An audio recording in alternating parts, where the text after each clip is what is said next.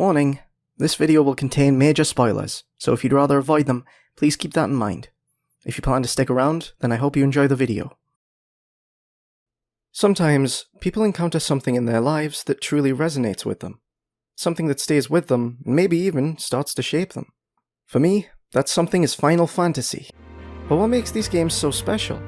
In the hopes of answering that question, I created this video series to take an in-depth look at each of Final Fantasy's numbered installments. I'm the Thief of Crystals, and this is the magic of Final Fantasy.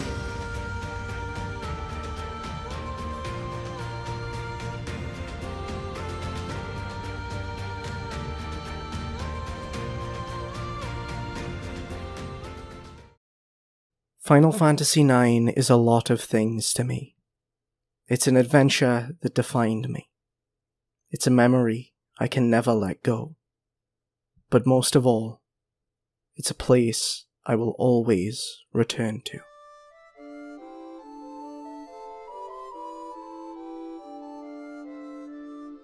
The tower window eases open to the view of a sweeping kingdom, and a flying ship of creaking wood and sturdy steel soars over the crowds below. Today, a grand performance has drawn spectators from far and wide, but a daring band of thieves have something else in mind. The stage is set. This is the story of a princess conflicted with her place in life, a young mage struggling to understand the vast world around him, and the gentleman thief who brings them together and changes their lives forever. It's the tale of a band of unlikely heroes seeking their own purposes in life. A proud yet troubled dragoon forced to deal with the harsh reality of being forgotten. An overzealous knight seeking only to do his duty. A lonely girl desperate for adventure and companionship. All of them come together on a journey that sees them learn, grow, and overcome their flaws while struggling against a villain that threatens the very world. Although there's a lot more underneath the surface, 9 is a game that isn't afraid to dive into the whimsical and upbeat side of fantasy, something that is reflected in its characters. Not all of them have, nor require, tragic backstories or depth. Kino just wants to eat stuff, and I respect that. It's this reverence for silly fun that I really appreciate about the game. More than anything, it has a way of making you smile. It's a really pleasant trait that it presents while still leaving room for more complex narratives. And the main cast aren't the only important figures of this story either. Tantalus, for instance, are a really endearing gang of thieves with hearts of gold, and the kinship they share feels genuine. The central villain, Kuja, acts as the perfect foil, being the narcissism to Zidane's humility. His ego borders on that of a god complex, seeing himself as simply better than all around him, starkly contrasting Zidane's laid-back, carefree behaviour. Beatrix is another knight torn between her duty and her personal feelings, coming to find that the actions she's ordered to take aren't always the right ones, that she must decide for herself what honour and loyalty mean. She isn't a permanent party member, but she deserves to be, and nobody can change my mind. I could talk for hours about the characters of this game, but for now, let's look at the main character, Zidane. Zidane is a jovial, flirtatious thief with a heart of gold behind his mischief. He has a habit of playing the fool with his antics, but in truth he's actually far more intelligent and perceptive than he lets on, capable of being surprisingly introspective and even philosophical. Many consider him to be one of, if not the most, upbeat and optimistic Final Fantasy protagonist, and in my opinion, he's also one of the strongest emotionally speaking. He's both startlingly well adjusted for his age and a constant force of positivity, always happy to support his allies through any troubles they might be facing, big or small. Even in the face of entire kingdoms being destroyed, he's unrelentingly resolute. No matter how much trouble he may encounter, or how much of a burden it may be, Zidane never stops helping those in need. He may act like a devious rogue, but he's a hero in the truest sense of the word. There are, I'd say, 2 moments in the entire game where he actually becomes genuinely depressed and starts brooding, and both scenarios are entirely reasonable. His character is probably best summarized in the quote the game attributes to him: "You don't need a reason to help people." He embodies the idea of selflessness to such a degree that even his motives for lending a hand are often whimsical at best. He doesn't protect the land or rescue the innocent for the sake of glory or personal gain. He just does it because it's his nature, something he feels constantly compelled towards. You don't need a reason to do good things, and if you're truly a hero, you shouldn't. Given that it follows after 7 and 8, both of which pushed their respective settings into more of a sci-fi focus, 9 was designed to return to the roots of the series with a more traditional high fantasy world. Some describe 9's setting as storybook fantasy, and I think that's a wonderfully fitting description. Looking at this world is like watching a fairy tale come to life. It beautifully captures all of the charm and wonder I love about medieval fantasy. The vast detail put into each and every area matches and even exceeds the standards set by prior games in the series, and it's absolutely staggering to take it all in. The game covers such a wide variety of locations throughout its story, and it feels like every corner of Gaia is teeming with personality and atmosphere. My favourite area of the game is without a doubt Memoria for how deeply effective the melancholy atmosphere is. Everything about it is so fascinatingly dreamlike in its dark beauty, and it's easily my favourite final dungeon in the series.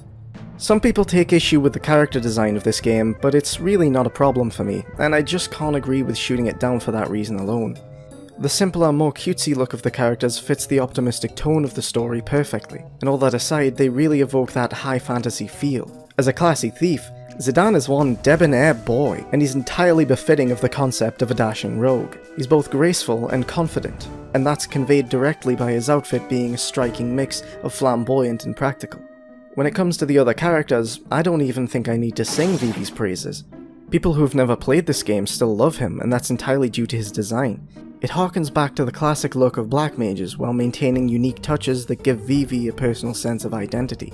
The floppy hat, small stature, and baggy clothing all create an air of innocence that he often exhibits during the adventure, and it makes for a charming subversion when he turns out to be devastatingly powerful. The characters in general tend to possess this sort of otherworldly quality to them that isn't typically found elsewhere in the series. From the quirky Q people to the various animal races throughout Gaia, they all keep to simple but detailed aesthetics that tend to veer towards the surreal, and it makes them stand out as likeable and imaginative. Not this though, this is what nightmares are made of. But visuals are only one half of the atmosphere these games evoke. The other half is the music. The first thing you hear after starting the game up is a track titled "The Place I'll Return to Someday." Hearing this as a boy was the moment I knew I was about to dive into something special. It was the very first time I just sat there at the title screen of a game, utterly enchanted by the music.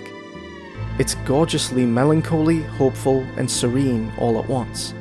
It's easily one of my favourite pieces of music ever. The pure emotion that hits me whenever I hear it now can easily bring me to tears. And that's just the first theme the game has to offer. The standard battle theme is spot on, making good use of percussion to capture the energy of fighting to survive while maintaining a funky and almost carefree vibe befitting of the colourful setting and characters. There's too much to cover in one video. Hunter's Chance, Sword of Doubt, Vivi's theme, Assault of the Silver Dragons, Memoria, they're all brilliantly memorable themes I could listen to again and again that stand out as being unique to this game's classic medieval atmosphere and mystical tones. The boss battle theme is best represented when you put it beside the boss themes of the prior two games in the series. Both 7 and 8's tracks hit hard with energetic guitars to pump you up for a big fight and almost cheer you on. This is 9's boss music.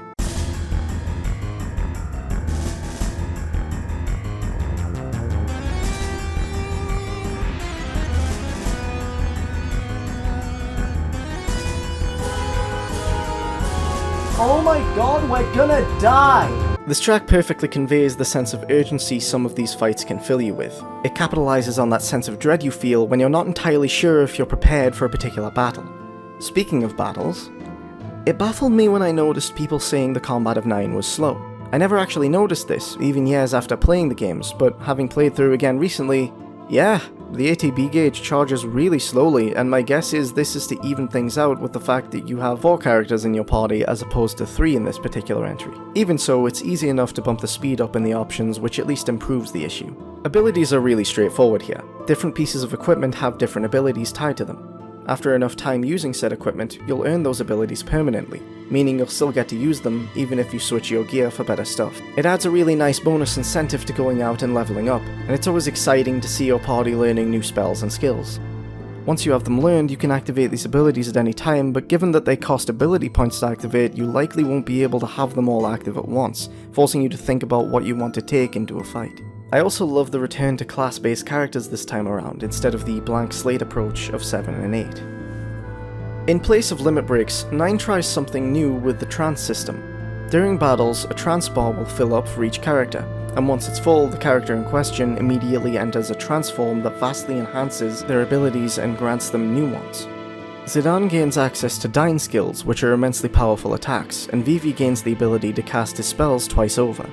It goes without saying that trance can really turn a fight around given how devastating it can be, especially when it kicks in at a crucial moment of a difficult encounter.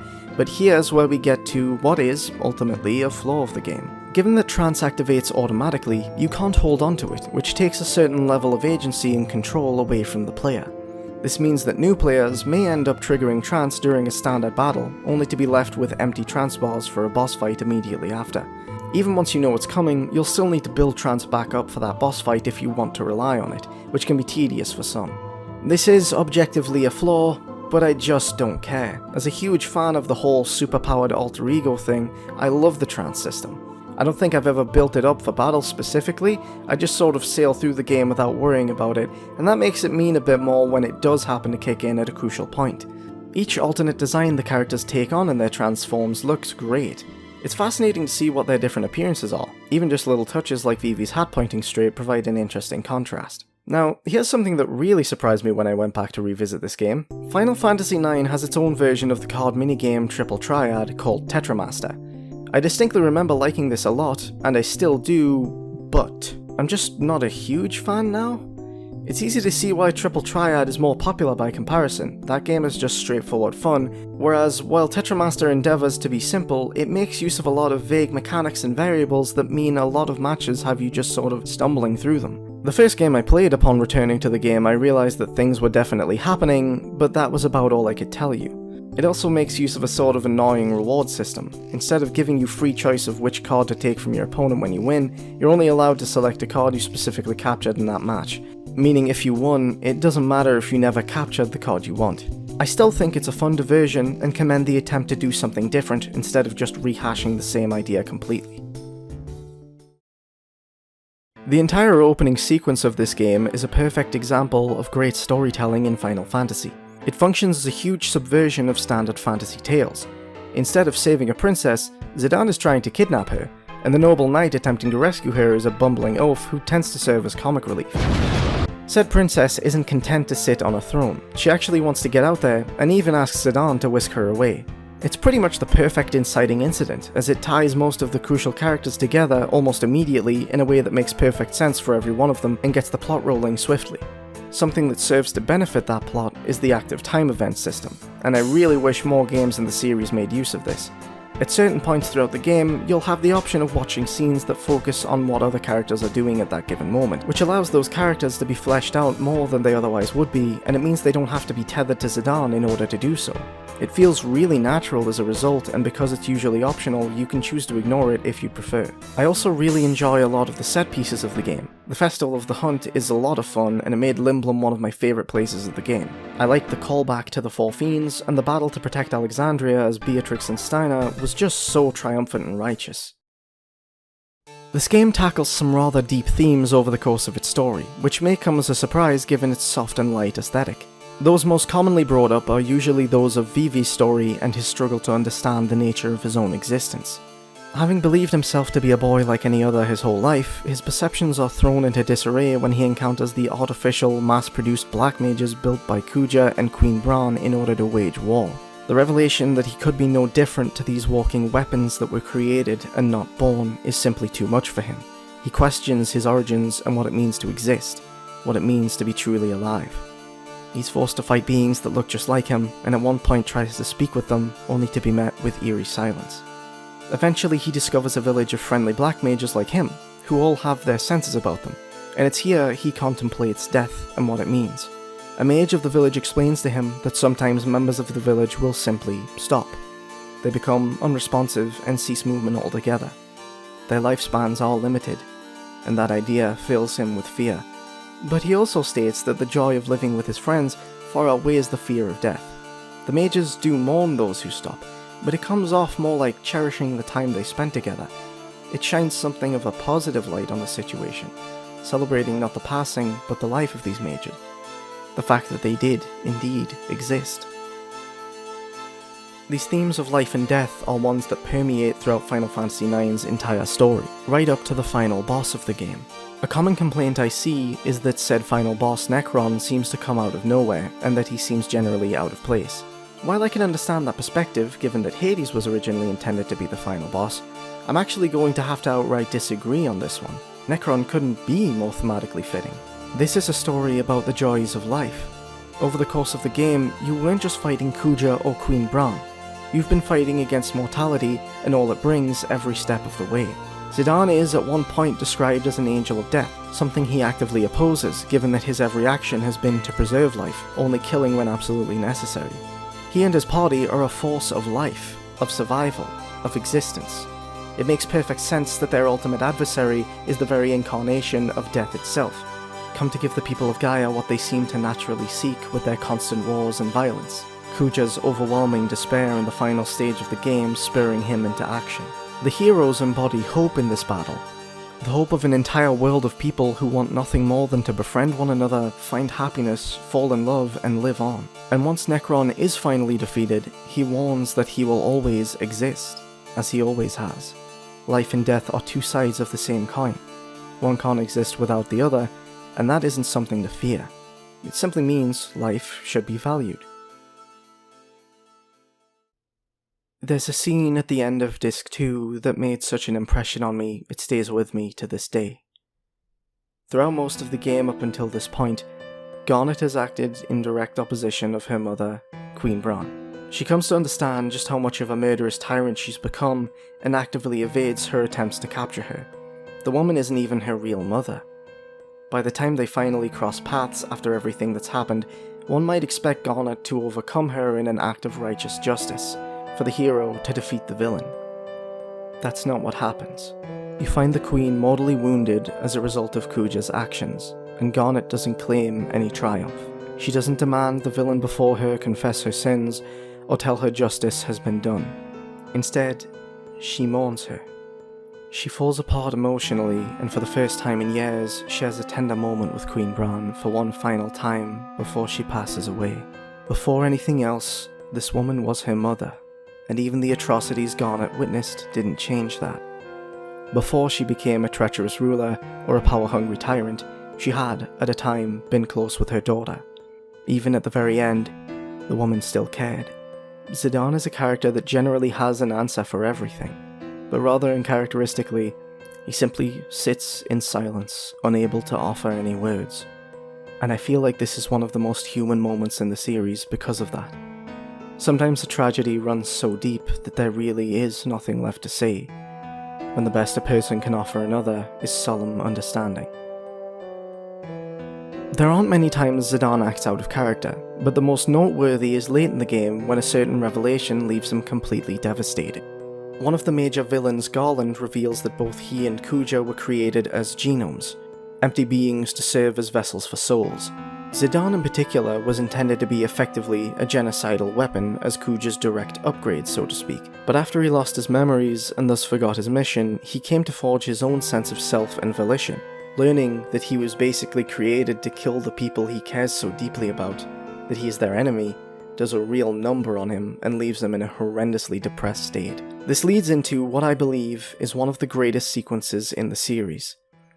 Set to the incredibly triumphant and aptly named track You're Not Alone, all of Zidane's friends come to rescue him one after the other, each of them offering their support to snap him out of his sorrow. Never, not once, has Zidane expected anything in return for helping each and every one of these people with their various woes. And now it's their turn to help him. Not for something so simple as repaying a debt, but because he's forged ties to them all as a true friend.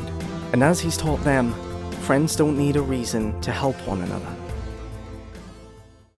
The ultimate message Final Fantasy IX gives us is that death is inevitable. It happens to everyone, and it brings tragedy. Life is fleeting, but as Zidane proved to Vivi, there is joy to be had in our lives, and those chances to be genuinely happy are worth living for and fighting for. It tells us that the happiness life can bring is the most beautiful aspect of existing, and no matter how tragic death might be, it can never take that truth away. Final Fantasy IX, to me, is the very definition of fantasy. More than any fairy tale, more than any fable, this is fantasy. Every aspect feels brilliantly realized to near perfection, culminating in a harmony of creativity, integrity, and the inherent wish to make something beautiful, something that can touch the hearts of countless people all over the world, to tell a story that fully embraces the very essence of dreams and magic. This is Final Fantasy. This is what the series stands for. These are the qualities that make this game not only the best representation of the series as a whole, but a journey that many like myself will treasure in their hearts forever. This is the game that opened my eyes to the limitless potential of fantasy and made me who I am. The most wonderful part of it all is that I know people out there have their own Final Fantasy IXs, something they perceive as flawless even in the face of its imperfections. Maybe for them, it's 7, or 10, or 6. Perhaps it's not even a Final Fantasy game. But even so, that passion is what unites us as both fans of the series and as fans of fantasy as a whole. And that is absolutely beautiful.